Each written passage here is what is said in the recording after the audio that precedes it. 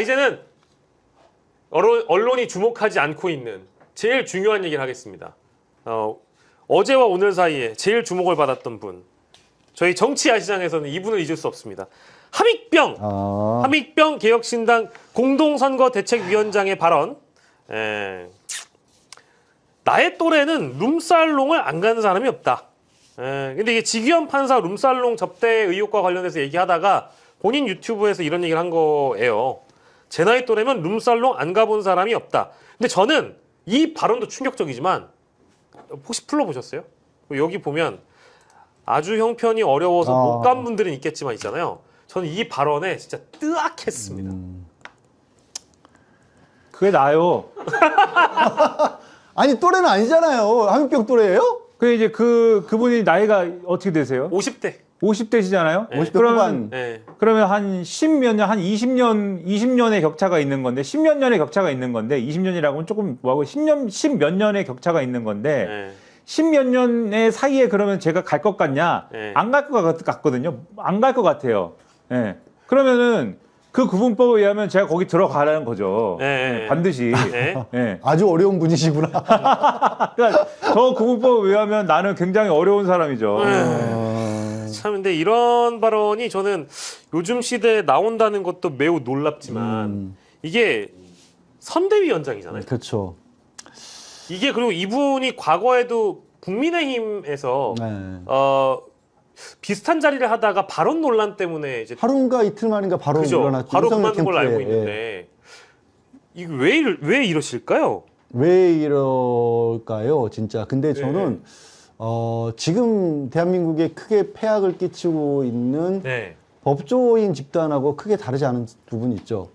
지금 대한민국의 전문가로 크게 꼽는 게 문과는 법대, 법과, 네. 그다음에 네. 이과는 의학계지 않습니까? 네. 그러니까 어찌 보면 이제 대한민국 기득권을 상징하는 그런 계급이고 항상 네. 우리가 그 아침 드라마를 봐도 의사, 변호사 요즘 물론 재벌 3세가 상위지만 네. 재벌 3세는 너무 머니까 이제 의사, 네, 변호사를 네. 상대로 하는 경우가 많이 있잖아요. 네. 근데 이 집단이 다 그런 건 아니지만 이걸 네. 붙여줘야죠. 네. 거기서 이른바 잘 나갔던 사람들은 일반적인 사람들 사회의 상식이라는 걸 몰라요. 그러게요.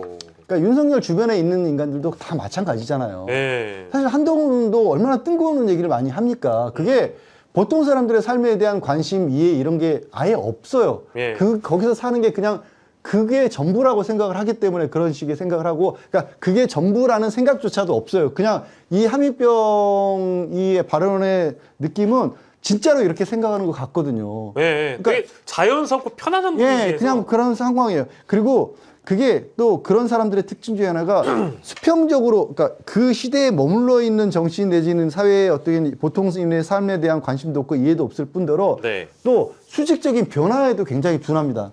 그 세계에 갇히는 거예요. 이거는 지금 그 사람에 대한 어떤 변명이 아니라 예. 한 10년 정도 차이가 났다 그랬죠. 네. 90년대 중후반까지만 해도 저도 그때 이제 기자 생활을 했잖아요. 예. 취재를 하기 위해서라도 룸사롱 가야 되는 경우도 있었어요. 실제로.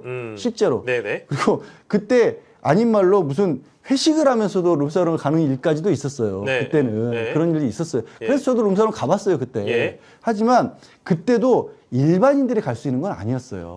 그때도 그런 특수한 일을 하는 사람들 내지는 돈만 놓고 봤었을 때 사회적으로 좀 여유가 있는 사람들이 가는 데가 룸사롱이었던 거지 아주 어려운 사람들이, 그러니까 이게, 그리고 그건 그때 시대도 몰랐고 예. 지금은요 한 10여 년 차이라고 했지만 그 10여 년 차이에 2000년대만 들어서도 오세훈법 만들어지고 또 특히 최근에 김영란법 만들어지고 하면서 네. 지금은 아예 상상도 못하는 일이 돼버린 거예요. 제가 최근에 그 룸사롱 지기현 때문에 옛날 그리고 지금도 가끔 기업에 영업하고 이런 쪽 찾아가지고 연락을 해봤어요. 예. 지금은 기업에 있는 사람들도 잘 몰라요. 맞아요. 저도 그렇게 들었어요. 그런 시대가 아니에요, 이제. 예. 근데 그러니까 얼마나 음. 모르는 사람이냐고요. 그런 사람이 정치를 하겠다 한복판에 들어왔다? 안 되는 거예요. 이분이 이제 원래 이런 일이 있잖아요. 그럼 과거에 또 그런 적이 없나? 파묘를 당한단 말이에요. 파묘 발언이 더 좀 그래요. 이게 참 여자는 사분 이게 진짜 무슨 말이야? 이거 따로 따서 한동훈이 하는 거 있죠. 이거 이렇게 하세요. 그러니까 여기 앞에도 여성분들이 계시거든요. 여자는 4분의 3만 권리를 행사해야 된대요. 야, 이거는 야, 이거 진짜 대단한 발언이다. 그 이유 나온 거 있잖아. 또 뭐 세금 안 내면 성년자라도 세금 안 나면 뭐 저 투표하면 안 된다 그러고 네. 이승만 얘기하면서 이승만 아니다 누구 얘기했더라? 아니 이승만 뭐 아니, 독재 시대 독재 시대 얘기하면서 독재가 왜 잘못된 것이냐. 와. 야, 이거는 북한으로 가셔야 될 것 같아요. 북한에 가시면은 딱 맞는 게 거기 있는데. 야, 진짜 이거 장난 아니다. 아니 근데 북한은 지금 저 순계를 딸한테 하려고 하고 있잖아요. 북한보다 못해요 지금 인식이. 아, 진짜. 북한보다 못해 인식이. 야, 근데 이거는 정말 이틀도 안 돼가지고 물러날 만한 발언이 맞는데 사실 룸사롱 발언도 이게 어쨌든 취지가 민주당에서 지귀현 판사가 룸살롱을 접대 의혹을 제기했기 때문에 야 그거 마치 별일 아니야 라는 식으로 이제 어찌 보면 포장을 하다가 이런 발언이 나왔다고 저는 보거든요. 그러면 이제 거기 함익병의 발언은 거기서 일단 우리가 투 스트라이크 아웃이라고 보고 왜냐하면 비공표 여론조사 공표 문제도 있기 때문에 그러면 이제 이걸 사실상은 지금 당대표 역할을 하는 대통령 후보가 이거에 대해서 뭐라고 얘기했나 봐야 되잖아요. 본인과 주변인들의 경험을 말한 것, 병원을 크게 경영했던 분이기 때문에 그런 경험을 말한 것, 매우 개인적인 발언. 그런 일이 생기지 않도록 잘 안내하겠다. 이 정도로 매듭 짓고 가는 건 뭐 적당하다고 봐야 될까요? 전혀 적당하지 않죠. 그냥 함 선생님은 집에 보내겠다 이렇게 해야죠. 그죠? 네, 그러니까요. 집에 보내든지 해서 함씨 집안에서 알아서 처리하도록 하겠다 이렇게 얘기를 해야지. 네. 아이 그 토론할 때는 남의 당 후보는 그렇게 네. 뭐 반론을 하려고 해도 일축하고 듣지도 않고 뭐 그러면서 예. 왜 자기네 당의 그 함씨 아저씨는 예. 그렇게 왜 무슨 얘기를 해도 다 들어주려고 그러고 포용해 주려고 그러고 왜 그럽니까? 네. 집에 보내야지. 그러니까요. 그게 이준석 캐릭터가 거기서도 드러나는데요. 네. 진짜 그 이재명 후보하고 할 때도 굳이 뭐 이게 나이 얘기하는 건 아니지만 어쨌든 네, 네. 정치권의 선배이기도 하고 정말 어른이잖아요 따지면. 네. 그리고 다른 뭐 국민의힘에 있을 때도 그렇고 다른 의원들 대할 때도 전혀 뭐 그런 어떻게 보면은 오히려 자기한테 요만큼이라도 누가 뭐 하대하는 듯이 하면 발끈하잖아요. 네. 그래놓고 저 김용태가 뭐라 그랬다고 혼나야 된다 그러잖아요. 예, 아주 혼 좀 내줘야 될 것 같다고. 거기 지금 당 대표예요 사실. 그러니까 자기 몇 살 차이 안 날 걸? 오히려 따지면. 그러니까 자기는 자기한테 뭐라 그러면 뭐 난리를 치면서 그리고 자기가 그 끌어안겠다고 한 사람에 대해서는 그런 황당한 얘기를 했는데도 아까 처음에 시작했던 것처럼 민주당 쪽에서 그 얘기 나와서 봤어요. 난리 이준석이 나죠. 그 혀로 네. 뭔가 무슨 소리를 했겠어. 네. 그러고 민주당은 과거에도 뭐 아주 옛날 뭐다 과거에도 끄집어내겠지 누가 뭐. 룸사롱을 간 전력이 있느냐, 룸사롱 정당인가 보다 뭐 이런 얘기 나왔겠죠. 당연히 했겠죠. 100% 나왔겠죠. 예, 안 봐도 비슷하지도 않은 거 비디오입니다. 비슷한 것처럼 마치 끌어다가 그러니까요. 그 특기잖아. 비슷하지도 않은 거 비슷한 것처럼 끌어다 대는 거. 그래서 대통령 후보로서 또 지금 당을 이끌고 있는 이준석 후보의 이 오늘 함익병에 대한 대처 매우 미흡하다라고 저희 야시장 차원에서 좀 지적을 드리고 그리고 저희가 실수한 게 있습니다. 함익병 공동선대위원장은 50대 후반이 아니었습니다. 60대였나요? 63세라고 합니다. 야, 역시 좀 의사로서 잘 누리다 보니까 많이 20년 차이 나네요, 저랑. 많이 건강해 네? 보시는구나. 저랑 한 20년 차이 나네요. 네. 1961년생. 많이 나시네, 그러면. 그럼 우리랑 19살 차이. 네. 예. 참고로 우리 우리 두 사람은 친구친기한 사이입니다. 아, 동갑입니다. 답이에요? 예, 동갑. 오. 동갑. 근데 제가 생각했던 것보다도 더 많으시네, 함병. 확실히. 저희한테 많다고 하시는 줄 알고 깜짝 놀랐어요. 예. 맞으시죠? 개띠. 뭐 빠른이라고 하시려고 그랬어요, 지금? 지금? 좀 그런 거 하지 마세요. 그랬네. 에이. 그랬네. 내가 너 형이라고 하려고 했나 보다. 야, 지금. 아니, 빠른이시구나, 그죠? 주민등록을 예. 늦게 했어요. 진짜예요? 예. 여보세요. 그럼 저보다 형님이세요? 아니 그게 아니고 예. 태어나기를 예. 개띠로 태어났는데 예. 주민등록을 돼지띠로 해놨어요. 잠깐만. 그러면 돼지 뛰면 1년생 아닌가? 아니죠. 개보다 돼지가 뒤죠. 그럼 83년생인 거예요? 주민등록 그렇게 돼 있죠. 오! 민호! 아니, 어쩌다가 예. 요즘 그렇게까지 잘 안 하는데. 예. 어쨌든 그러면 예. 그냥 동갑이 더 나은 것 같아요. 예. 뭐면 어때요? 맞아요. 예. 사실 이제 와서. 그게 뭐 중요해요. 예. 아니 지금 대선 후보 지지율도 반올림하는 마당에 그 몇 달 갖고 뭘 그런 그쵸. 거 가지고 지금 아 그러면은 생일이 언제? 생일도 아직까지도 아니 왜 그냥 궁금해가지고 물어보는 거잖아요. 뭘로 등록했는지 궁금해서. 끈질기네. 네, 아니, 생일이 10월 달입니다. 저도 10월인데. 예. 설마 날짜까지 같은 거 아니에요? 오. 저 11일인데. 저희 14일인데. 오! 베프. 이런 거 좋아하시는 거야, 우리 구독자분들은? 너무 유치하다. 예, 우리 그런 거 좀 하지 죄송합니다. 맙시다. 예, 이제 유치한 얘기 그만해, 이준석 얘기 그만해, 라고 이제 우리 손님들이 그러시니까 넘어가도록 하겠습니다. 예, 알겠습니다. 아, 그래요. 여러분들이 아까 이제 댓글 보니까 이 분위기 어떻게 갈 거냐고 하는데, 그러면은, 아까 우리 유치한 얘기지만, 함익병 파묘 한 번만 더 할게요. 18세 이상이더라도 세금 내기 전에 투표권 가지면 안 된다? 2014년 월간조선 3월 인터뷰에서 이승만 민주주의 씨를 뿌린 사람이다. 이의 제기하면 국민 자격 부족해. 뭐 이런 얘기를 했다고도 합니다.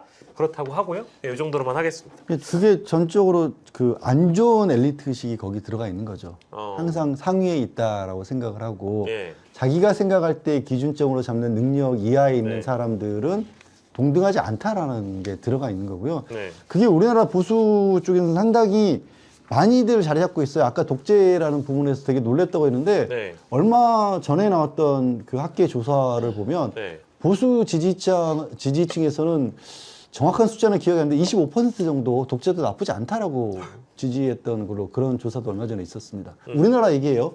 독재가 나쁘지 않다라고 생각하시는 분들이 아직도 그만큼 많이 있어요. 근데 저는 사실 그 말씀 받아가지고 최근에 나온 여론조사 보면 독재를 하려고 했던 네. 정당의 후보 그리고 윤석열과의 선긋기 안 하는 후보 그리고 내란이라고 부르지 않는 사람 여전히 이 굳건한 지지율을 보이는 걸 보면서 여전히 좀 충격이긴 합니다. 쉽지 않은 일이에요, 사실. 야, 이 우리 사회가 어쩌다가 이렇게 됐는지에 대한 좀 면밀한 고민을 또 우리가 또 해봐야 될 것 같기도 하고 예. 근데요.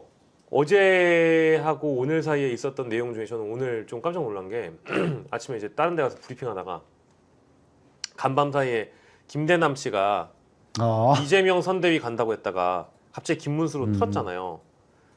이 상황은 어떻게 봐야 되며 또 이런 일은 왜 벌어졌을까요? 왜 벌어졌을까요? 신문에 다 나와 있잖아요.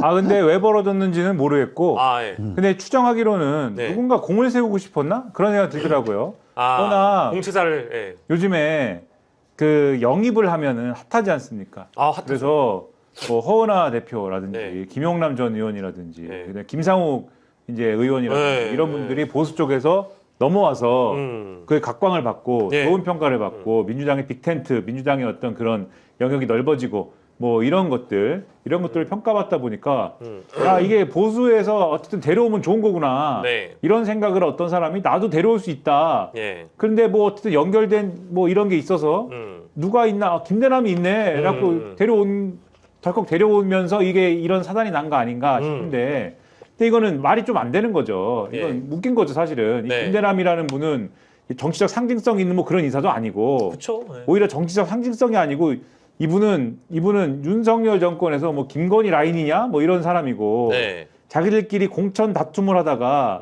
서울보증의 감사를 감사, 받는 걸로 이 갈등이 마무리가 되는 그런 사람인 거잖아요. 네. 한동훈을 뭐 이거를 이제 아까 나온 네. 취재 명수 네. 이명수 예, 기자하고 예, 이렇게 통화를 하면서 예. 마치 무슨 언론에 대리 저격을 해달라는 것처럼 뭐 이런 얘기 네네. 하다가 네네. 아주 따지고 보면 부적절한 일들만 계속 하다가 그걸로만 이력을 쌓았다가 결국 논란이 돼가지고 서울보증 감사 이거 때려치게 되는 그런 사람 아닙니까? 네. 그런 사람 데려갖고 캠프에 넣어봐야 그게 무슨 도움이 됩니까? 아무 도움이 안 되거든요. 예. 그래서 이런 일이 왜 일어났는지는 누군가가 뭔가 판단을 지금 예. 잘못해가지고 이 공을 세우려는 욕심이 앞서가지고 데려온 거 아니야? 예. 저는 이제 좀 근거는 없는데 예. 이러한 뇌피셜로 그런 의심을 좀 가졌고 예. 그래서 요거를 뭐 바로잡는 이제 절차가 진행이 된 것은 뭐 뒤늦었지만 다행이라고 생각을 하고 예. 이분의 처신 딱 보면 전형적인 기회주의자잖아요. 보통 자기가 진영을 넘어가려고 그러다가 예. 보통은 논란이 생겨갖고 안 되는 경우들이 종종 있어요. 예. 그러면 어떻게 처신을 하냐면은 내가 도움을 줄이려고 그랬는데 안 됐습니다. 그러면 마음만은 어쨌든 응원하겠습니다. 네. 이러면서 뭐 백의종군을 하거나 가만히 있거나 이렇게 하는 거거든요. 그렇죠. 네, 왜냐하면 그게 이상하잖아요. 이게 내가 넘어가려고 한 게 다른 이익 때문이라든지 자리 때문이라든지 차후의 공천 때문이라든지 이런 걸 공식화하는 건 이상한 거잖아요. 네. 그러니까는 난 원래 지지하려고 했다. 네. 자리를 주고 안 주고는 둘째 문제다. 네. 이렇게 정리하고 넘어가는 게 맞잖아요. 네. 이분 어떻게 합니까? 네. 이게 안 되니까는 안 되네요. 실망했습니다. 바로 김문수 지지하겠습니다. 이렇게 가잖아요. 이런 사람이 무슨 도움이 됩니까? 세상 이것만 딱 봐도. 맞아요. 그러니까 아주 이상한 사람이어서 네. 이런 사람을 애초에 데려오면 안 되는 것이다. 네. 이것만 봐도.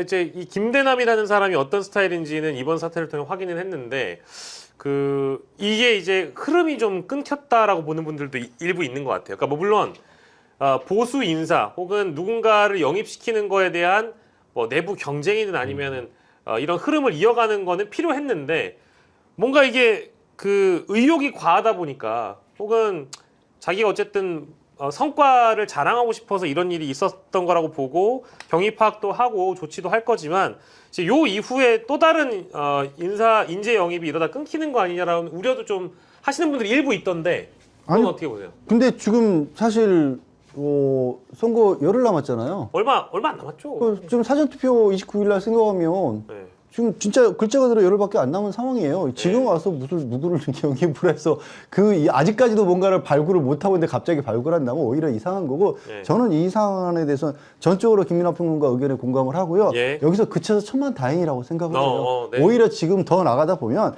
이렇게 거대 조직이 움직이다 보면 그 중에서 분명히 이렇게 예. 사고 치는 일도 벌어지기 마련이거든요. 예. 이 정도에서 정리된 게 맞고 그래서 이재명 후보도 경고를 했기 때문에 네. 지금은 오히려 탈나지 않게끔 지금 안전적으로 가고 그리고 이제 저쪽에서 움직임 중에서 그냥 묵과할 수 없는 정도가 있으면 그것만 때리는 정도로 가는 전략이 예. 맞아 보여요. 여기서 또 뭐 우리 더 키웁니다, 대체를 더 키웁니다 하다고 저는 깜짝 놀랐다니까요. 처음 뉴스 나왔을 때. 김대남 나왔을 예, 때.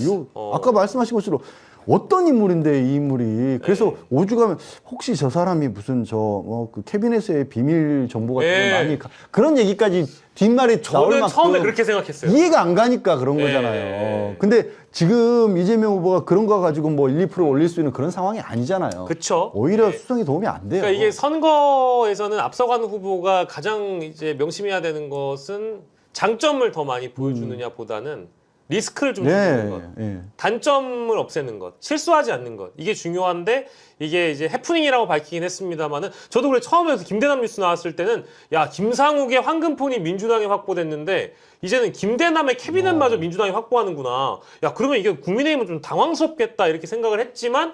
요렇게 상황이 펼쳐지고 나니까 이거는 패착이겠는데 큰일 날 뻔한 거예요. 네, 생각이 오히려. 든 거예요. 뭐 어떤 분들은 지금 예방 주사라고 하시고 그래가지고 뭐 그만 영입하자 이러다가 김은국까지 넘어올라 이렇게 하고.